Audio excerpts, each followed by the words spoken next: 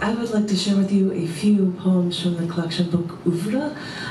It is one that I wrote a few years ago as a release, and I wanted to make an audio CD out of it. So I was looking, to read 3 from it that I haven't read that often, and they might appear in an audio CD. So act like you like it and applaud not. They're all different topics. They're just strange ones I've picked. This first one is called Military Police. There are times like this when I like to think I'm free of you. I tackle other obstacles every day. The thought of you doesn't cross my mind. And sometimes, I have a good day, and I face adversity, and I accomplish things, and, well, I feel good. And it's nice to know you had nothing to do with making me feel good. I had a ton of things to do today, and I was having technical difficulties, and I had to figure out how to overcome them. And I did everything I could, and I think I ended up ahead of the game, and it had nothing to do with you. And it feels like I've accomplished things today, and I feel like I'm ahead of the game, and it makes me feel good. And it makes me pause and smile, you little fucking prick. It makes me stop and start to smile when I think of all that I have done and all that I could do, and it's all despite you.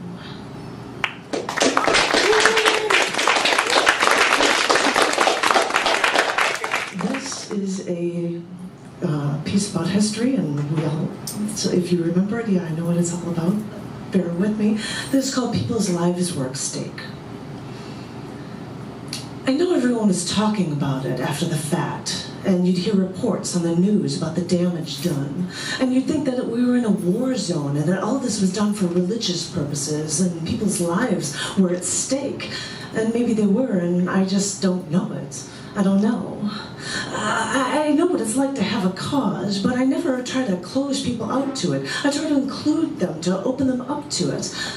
But I remember once deciding to go for a walk to a women's parade called Take Back the Night, so that people would know that women should feel safe walking alone in the streets at night without worrying about being mugged or raped or killed because they were female.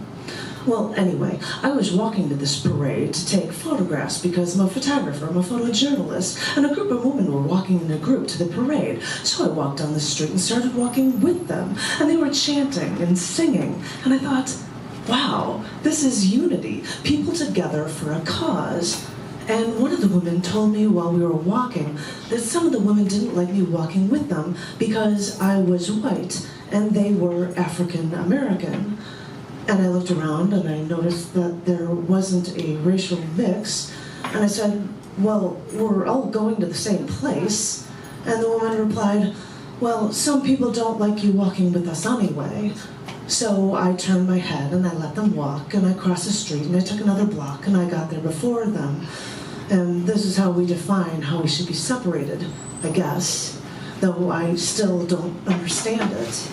And during the parade, I heard about a trial where cops got off after brutally beating a black man, and the black community was outraged, saying that the white man was holding them down, and maybe in a way they were right, but I didn't know the story and I didn't understand it.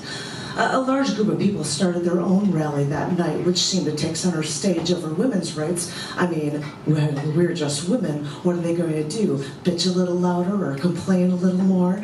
But then again, maybe it's just a matter of deciding who has the louder voice or who has the most recent problem to complain about. I don't know. Well, we went out that night, and I heard the next day that in light of the trial, 23 fires were started on school property, and most of them were of books in libraries. And I thought, this isn't non-resistant violence. This is out and out violent, and what they're destroying are opportunities for learning and not ideas. Yeah, but these are the books that the white man wants you to learn. This is how they alter our perceptions. I don't know, but burning libraries doesn't solve anything, and this isn't the answer. Then I heard about one of my best friends, a white man, hit once by a black man in the street while they were out for the night. And the doctor said that they must have had a whirl of quarters in their hands or brass knuckles because it was such a clean break of their jaw. And for 6 weeks he had his jaw wired shut and he had to throw pizza or meatloaf into a blender so he could eat something other than ice cream while he tried to recover. And I thought, are we getting anything done? Are we coming any closer to racial harmony? What are we learning from this? Thank you.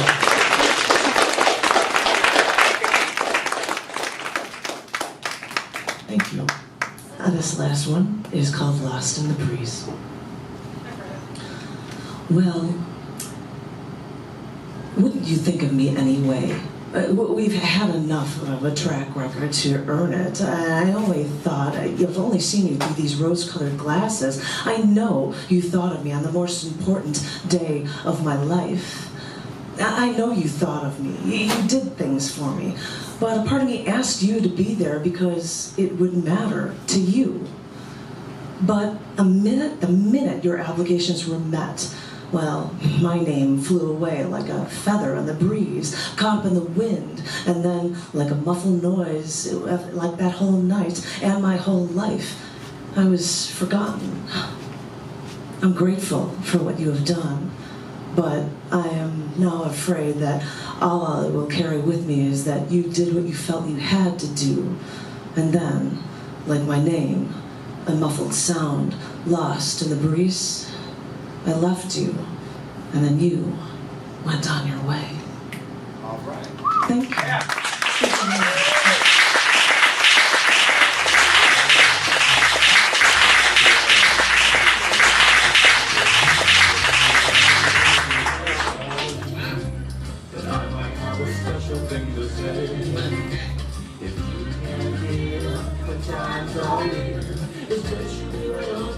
I feel like doing soft shoe to this. I don't know how to dance. Give it up for Janet!